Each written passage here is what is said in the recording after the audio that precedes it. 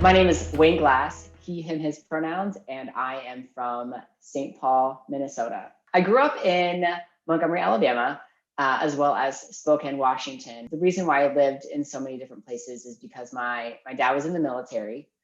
He was in the Air Force for 25 years. And as a result of that, very conservative man.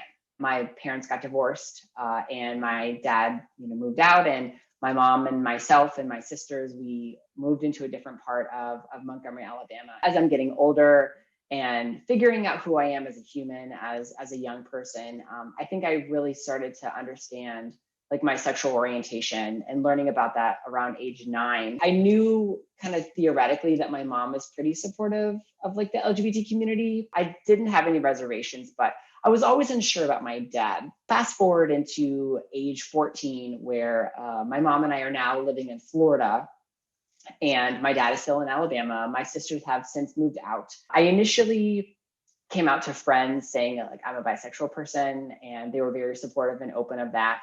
And I had conversations with my mom. I remember we were sitting in a patio. My mom was smoking a cigarette. We just had like this heart-to-heart conversation about who I am and how I want to be in life. And her love and compassion is coming from fear of me, like something bad happening to me as a person, but also like wanting to be supportive of me as a person at the same time. And I really held on to that for many, many years. Fast forwarding to 18-year-old Wayne, I'm now in college. And I think that's when, for the first time, I was able to actually openly identify as a gay person. What's important to note is that I was out to legitimately everyone in the world except for my father. I eventually then moved on to graduate school at Iowa State, where I studied education. And then from there, I've lived in Minnesota. One of my former students, now friend, really close friend, we met almost weekly, if not weekly, for coffee conversations. Over a period of time, this person started to kind of, in a loving and very wholeheartedly way, pressure me to say like, Wayne, you should come out to your dad. You're almost 30, you're nearing 30 now. And they did this for 3 years. I never did. I was focused on other things. I was focused on my job. I was focused on a relationship. I was focused on really legitimately anything else besides that. Over the summer of 2020, I was beginning a personal and professional transition to New York City, where my partner has been living for the last couple of years, working at a local university. And I made the decision in February of 2020 to move. It was probably one of the most challenging times of my entire life. Not only was I moving, but also navigating an impending pandemic, and then living in the Twin Cities, so St. Paul, Minneapolis, where lots of horrible racial injustices were happening, and lots of fear for my friends, for my community, for the world around me. Now, I'm a pretty open and transparent person when it comes to sharing things, but for whatever reason, I decided to write an email to my dad that I'm moving to New York City, and this is why.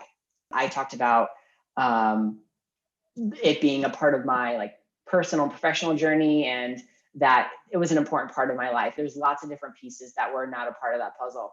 One being that I'm moving for my now husband, which he didn't know about just yet. I finally hit send. We had a conversation on the phone. He was very open and receptive. He's like, yeah, like you're going to get a job. It's going to be amazing and you're going to enjoy it. So now I'm moving to New York City on July 2nd of 2020. So I'm emotionally and physically like prepping myself up to go to the airport, fully masked, ready to go. And it was truly one of the most life-altering moments of my life, like just getting on the airplane, because there was no turning back. I am continuing to connect with my friend who, again, my former student. We do FaceTime now because we can't be in real life. And continuing to ask me like, Wayne, you should come out to your dad. And I was like, you know what? I know. It was the end of July timeframe, and I finally developed the gumption to come out to my dad. And very much like coming out to moving to New York City, I decided to draft an email. I was standing in the kitchen of our tiny New York City apartment, drafting this email. I concluded the email if you want to have a conversation with me over the phone, I would be more than happy to do that. And then I clicked send and I waited. He called me probably 10 minutes later. And as my phone is ringing, I'm with Ryan, my partner is standing right next to me. And I'm like, well, here we go. There's no going back. So we start talking. And, the first thing that my father says is that there's nothing has changed. I'm not going to love you any less. There's nothing wrong with this relationship. I'm still very proud of you. I'm still very supportive of everything that you've ever done in your life, and nothing is going to be different. And I was shocked. Like, I legitimately sobbed a little bit on the phone, and we talked, and I talked about Ryan, who, again, my partner. I talked about our dog. I talked about, in addition to moving to New York City, it wasn't just for funsies. It was for legitimately, like, I'm moving because of my partner. And he was very open and responsive. I now have this person that I can talk to about my partner and our dog. And he asks about both of us. And for the holidays, he sent our dog two sweaters and asked, Ryan, my partner, to officiate their wedding, and for me to be his best man, and for our dog to be a ring bearer. So anyway, this is all shocking to me. I couldn't have asked for a better outcome, and I don't take it for granted. And I'm very grateful for, after 16 years, being able to be authentic with my dad and to actually have this relationship that I've always wanted for and that I've always longed for. We don't know how someone is going to react and how someone's going to respond to something until we actually talk about it. If it's a less than positive outcome, then at least we can say that we tried. I would always encourage people to do their best to try to be open and honest with themselves, so that way they can try to be open and honest with others.